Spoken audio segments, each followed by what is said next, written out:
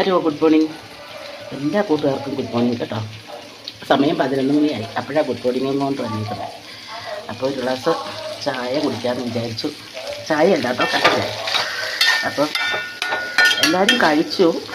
എനിക്ക് ഇച്ചിരി പനിയും കാര്യങ്ങളൊക്കെ ഉണ്ടായിരുന്നു.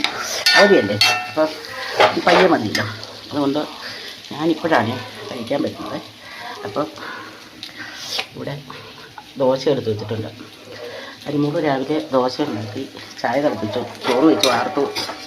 അങ്ങനെ ഒട്ടുമുക്കാലും പണികളൊക്കെ പുള്ളിക്കാരി തീർത്തു. നമ്മൾ ഇച്ചിരി പണി അലക്കാനും വെക്കാനൊക്കെ ഉള്ളത് പുറത്തും ചെയ്തു. എന്നിട്ട് ഇപ്പോഴാണ് കഴിക്കാൻ വരുന്നത്. അപ്പോൾ എല്ലാവർക്കും ഗുഡ് മോർണിംഗ്. എല്ലാവരും രാവിലെ കാപ്പി കുടിച്ച് കാണും.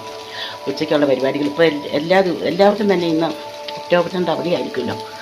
പിന്നെ കുട്ടികളെ ഇരുത്തുന്ന ദിവസമാണ്. എൻ്റെ കൂട്ടുകാരികൾ അവരുടെ കൊച്ചുമക്കളെയൊക്കെ ഇരുത്താൻ പോവുകയാണ്. നീ വരുന്നോന്ന് ചോദിച്ചാൽ എന്നെ വിളിച്ചതാണ്. എനിക്ക് രാവിലെ കുളിച്ചിട്ട് അമ്പലത്തിൽ പോകാൻ പറ്റാത്തൊരു സാഹചര്യം, അതായത് മേലുനമ്പരം കാര്യങ്ങളൊക്കെ ഉള്ളതുകൊണ്ട് ഞാൻ വരുന്നില്ല എന്ന് പറഞ്ഞ് ഇന്നെങ്ങും പോയിട്ടില്ല കേട്ടോ. അമ്പലത്തിലൊന്ന് പോകണമെന്ന് വിചാരിച്ചിരുന്ന എങ്ങും പോകാൻ പറ്റിയില്ല.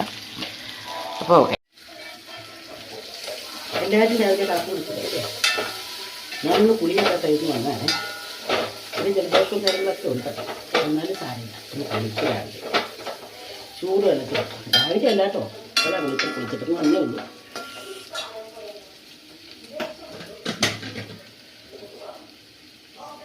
അപ്പം ഞാൻ കഴിക്കട്ടെ കേട്ടോ. എല്ലാവരും കഴിച്ച് കടന്നു തോന്നുന്നു.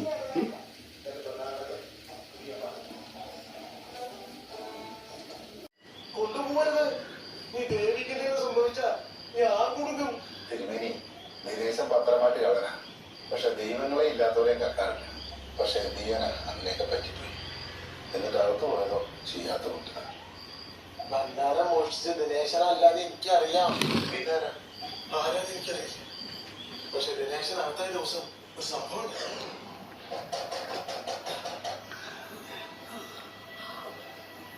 ആരോ ആദ്യം കൂട്ടണം.